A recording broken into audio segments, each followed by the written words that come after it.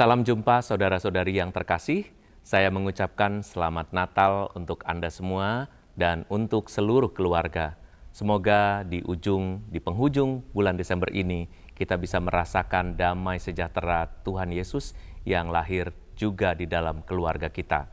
Mari kita berdoa. Dalam nama Bapa dan Putera dan Roh Kudus. Amin. Allah Bapa yang Maha Baik, kami mengucap syukur karena Engkau telah memberi kami hari raya Natal bagi seluruh keluarga kami.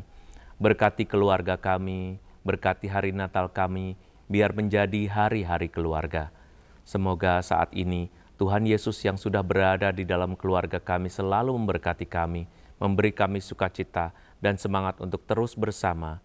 Demi namanya yang hidup, Sang Immanuel, yang hidup dan berkuasa, kini dan sepanjang segala masa. Amin. Dalam nama Bapa dan Putera dan Roh Kudus. Amin.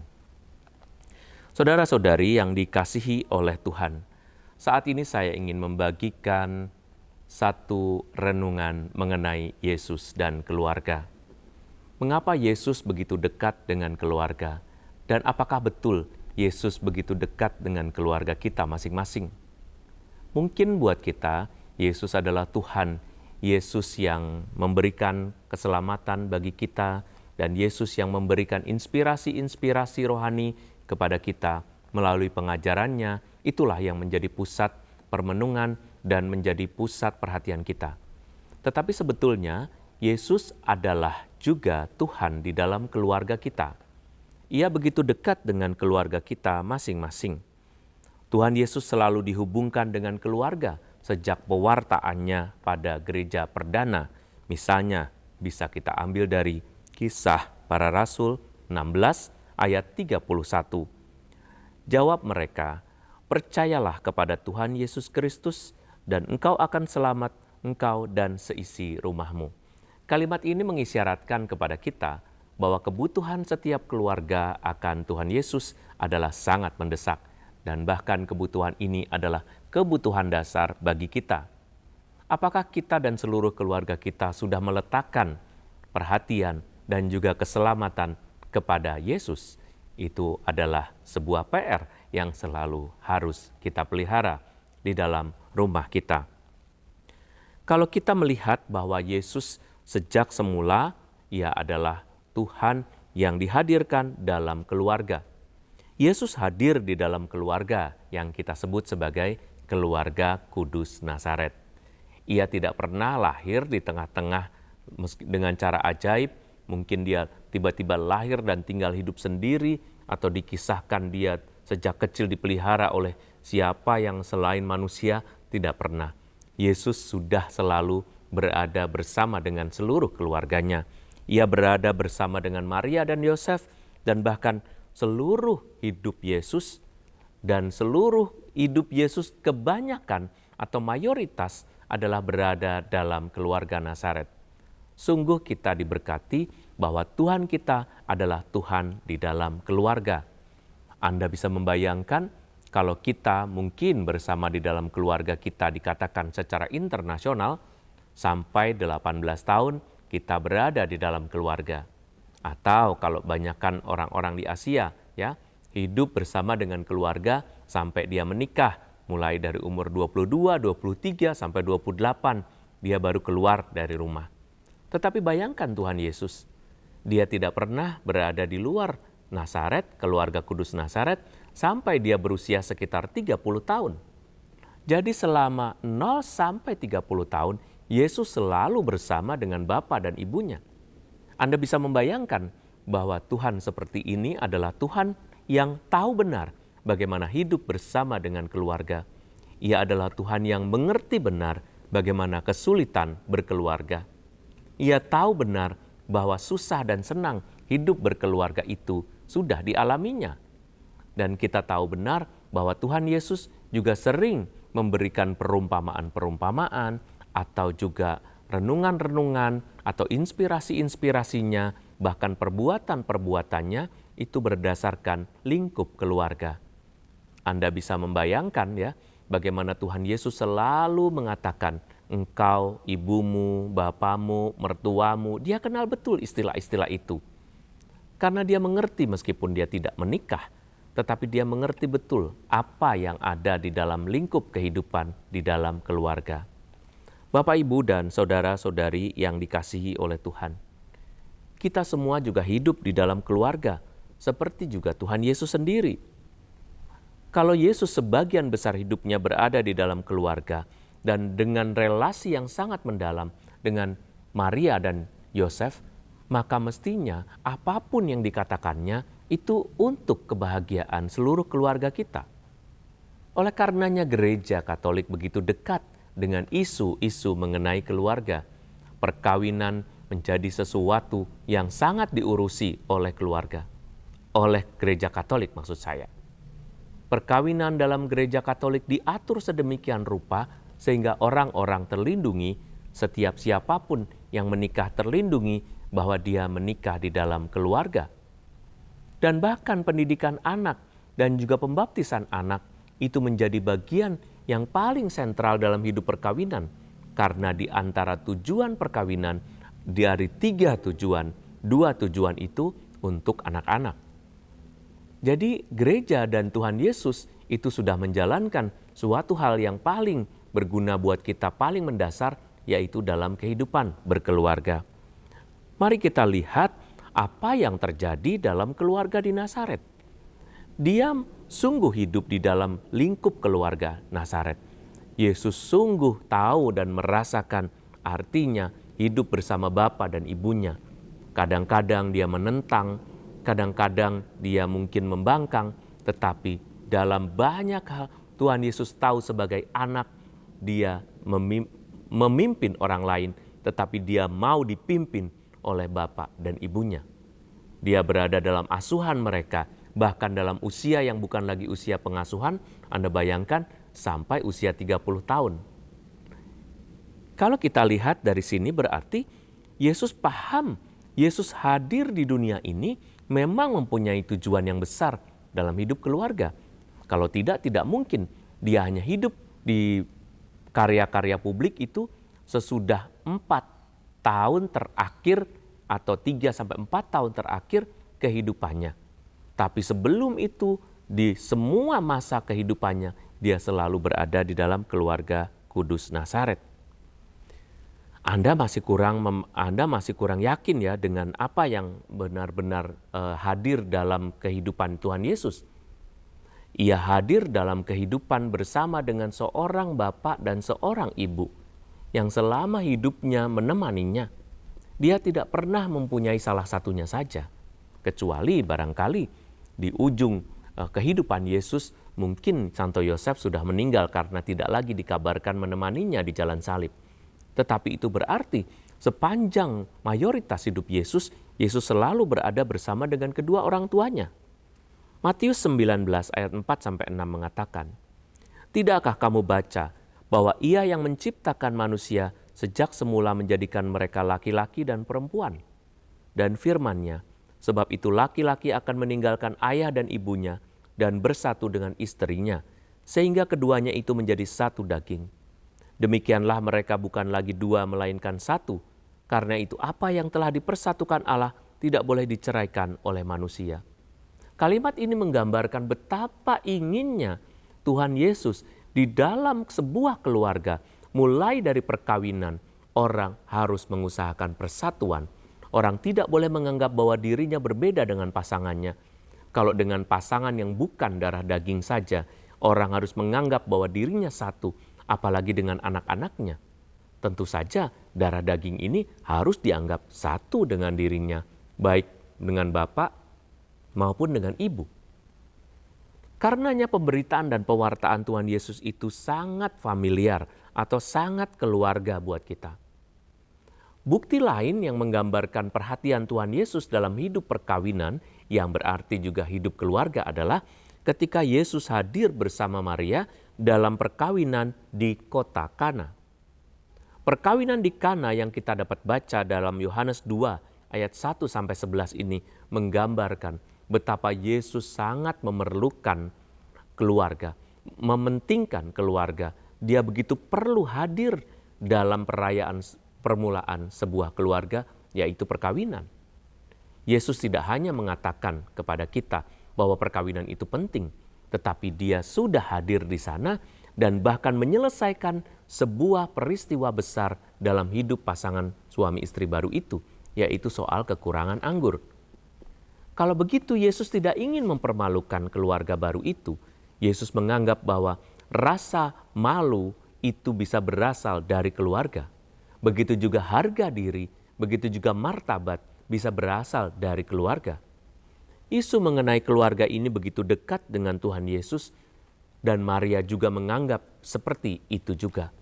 Maka dia merasa itulah saat pertama Tuhan Yesus harus melayani. Anda bayangkan, Yesus yang pertama belum tahu bahwa dia mempunyai tugas pertama di dalam keluarga, tapi sekarang Yesus tahu bahwa karya pertamanya harus ditempatkan dalam karya keluarga. Itulah karya pertama Tuhan Yesus, mengubah air menjadi anggur. Dia memperbaiki situasi dan dia tidak atau menghindarkan kedua pasangan suami istri baru itu dari rasa malu. Perkawinan adalah sebuah perjalanan penuh berkat dan penuh dengan pasang naik dan pasang surut kehidupan bersama. Seperti juga kisah-kisah yang selalu ditempuh oleh Tuhan Yesus, dia selalu menyampaikan hal yang sama. Karenanya dua menjadi satu dan tidak ada yang boleh memisahkan. Maksud Tuhan Yesus pasti tahu bahwa memisahkan artinya bahwa banyak hal yang bisa memisahkan orang, memisahkan pasangan suami istri. Tetapi kalau dia berpegang, berpaut kepada Tuhan, maka kehidupan yang sesulit apapun dapat dicapai dengan baik dan dapat diteruskan dengan baik. Kalau mau lagi mencontoh bagaimana sebuah keluarga bisa disatukan dengan Tuhan Yesus, mari kita semua bersama-sama meniru teladan hidup Yesus sendiri. Perjalanan hidup Yesus menggambarkan betapa hidup itu harus ditempuh bersama dengan teman-temannya, bersama dengan ibu bapanya, bersama dengan orang-orang yang menyukainya, bersama dengan para pengikutnya, dan Yesus tidak pernah meninggalkan mereka. Yesus selalu mengedukasi orang-orang yang dianggapnya keluarga. Benar? Kalau kita lihat para pengikut Yesus itu kenyang dengan edukasi dari Tuhan Yesus. Dimanapun, dalam kesempatan apapun, Tuhan Yesus selalu berbicara. Pagi, siang, sore, malam dikabarkan Tuhan Yesus bersabda, dan bersabda. Karena itu bisa dikatakan bahwa keluarga itu begitu dekat dengan Tuhan Yesus. Mengapa kita sulit mendekatkan diri kita kepada Tuhan Yesus? Padahal Ia selalu siap mengedukasi, menginspirasi, menolong, menyembuhkan, memarahi, menerima, mengapresiasi, menemani di kala sedih dan suka, dan bahkan berkorban sampai mati demi keluarga-keluarga itu. Apapun yang digambarkan dalam relasi keluarga, yaitu Bapa dan Putra dan Roh Kudus, itu juga hadir di dunia dalam lingkup sebuah relasi seperti sebuah keluarga kita. Jadi, kalau Allah sendiri saja sudah dalam tanda petik menggambarkan diri berkeluarga atau sekeluarga, kenapa kita menghindari keluarga kita? Maka tidak ada satu orang pun yang benar-benar mengalami damai sejahtera kalau dia tidak berada di dalam keluarga. Kebanyakan dari mereka justru mengalami kepenatan dan kesulitan atau luka-luka dalam emosi atau luka-luka batin justru karena permasalahan di dalam keluarga yang tidak selesai atau permasalahan dalam keluarga yang tidak teratasi karena satu sama lain ingin memisahkan diri. Yohanes 3 ayat 16 mengatakan, "Karena begitu besar kasih Allah akan dunia ini, sehingga Ia telah mengaruniakan anaknya yang tunggal, supaya setiap orang yang percaya kepadanya tidak binasa, melainkan memperoleh hidup yang kekal." Kelahiran Tuhan Yesus di kandang Natal adalah kelahiran di dalam sebuah keluarga. Kelahiran ini menggambarkan begitu hangatnya keluarga, meskipun suasana begitu dingin di bulan itu, meskipun Yesus harus hadir di alam terbuka yang pasti sangat menyakitkan, sangat membuat dingin, dan mungkin sangat membutuhkan kehangatan. Tetapi ternyata kehangatan Bapa dan Ibunya lah yang sangat membuatnya menjadi bahagia, membuatnya bertahan, dan membuatnya bahkan besar di dalam keluarga sederhana itu. Kita juga punya keluarga masing-masing. Apapun yang kita buat di dalam keluarga kita adalah sesuatu yang penting, yang harus kita catat, yang akan menjadi history atau menjadi sejarah dalam hidup kita. Perjalanan hidup seorang anak ditentukan oleh bagaimana hubungan bapak dan ibunya. Kalau bapak dan ibunya saling mengasihi, saling mencintai, maka anak-anak akan merasakan damai dan sejahtera, merasa aman, merasa nyaman, dan merasa diberkati oleh Tuhan. Tetapi ketika yang terjadi sebaliknya, mungkin bisa bahagia, pasti ada kemungkinan untuk sukses, tetapi pasti meninggalkan luka, sedikit banyak pasti ada. Berbeda dengan mereka yang mengalami kebahagiaan karena orang tuanya masih bersama. Bapak, Ibu, saudara-saudari, dan anak-anak sekalian yang terkasih, mungkin ini saatnya, saat yang terbaik untuk kita di masa Natal ini, merayakan keluarga kita masing-masing. Kalau Anda mempunyai masalah, kalau anakmu sakit, kalau anakmu memerlukan doa supaya dia bisa lulus ujian, kalau anakmu memerlukan pertolongan karena dia mengalami kebingungan masa remajanya, kalau anak-anak mengalami kebingungan karena dia terpaksa salah pergaulan, maka semua itu kita bisa laporkan kepada Tuhan Yesus. Dia yang siap menginspirasi dengan firman-firman-Nya. Dia yang selalu siap memberikan kepada kita hal-hal yang terpenting yang bisa kita buat untuk menyelesaikan persoalan itu, maka kita perlu laporan sama Dia. Tuhan Yesus tidak jauh dari kita. Tuhan Yesus begitu dekat, bahkan dekat di hati kita. Sedekat Dia lahir di masa Natal ini buat kita. Tuhan, Engkau tak jauh, bahkan dekat di hidupku. Dan ku tahu pasti Engkau mencintai diriku. Tuhan, Engkau tak jauh, bahkan dekat di keluargaku. Dan ku tahu pasti semua doaku di hati-Mu. Sungguh menggembirakan kalau kita bisa mempunyai kepercayaan seperti itu. Selamat Hari Natal untuk Anda sekeluarga.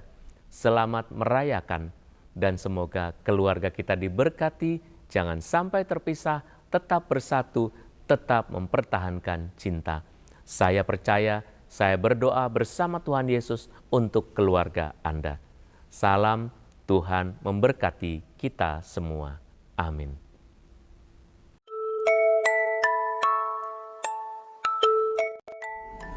Mari kita daraskan doa keluarga. Dalam nama Bapa dan Putra dan Roh Kudus. Amin. Allah yang Maha Penyayang, Engkau selalu memelihara kami dengan kasih, memberikan kami banyak saudara dan sahabat untuk kami perhatikan dan kasihi. Ketika kami bertemu dengan sesama, Engkau mengajak kami untuk memahami dengan bersikap toleran dan menerima tanpa melihat perbedaan di antara kami semua. Engkau memberi pengertian kepada kami tentang sesama yang selalu mengisi cerita iman kami. Engkau hadir dalam kebersamaan dan empati, supaya kami dapat mengembangkan kasih itu pada siapa saja. Jadikanlah persaudaraan kami menyemangati dan mendukung. Berikanlah kami selalu hati yang gembira, agar bertetangga menjadi asik dan menyenangkan, dan persaudaraan kami saling menguatkan. Dalam masa Advent ini, buatlah kami semua bersaudara, bersemangat persatuan dalam kebinekaan, agar kami dipenuhi dengan sukacita, menyambut Natal akan menjelang. Keluarga Kudus, doakanlah kami. Amin. Dalam nama Bapa dan Putra dan Roh Kudus. Amin.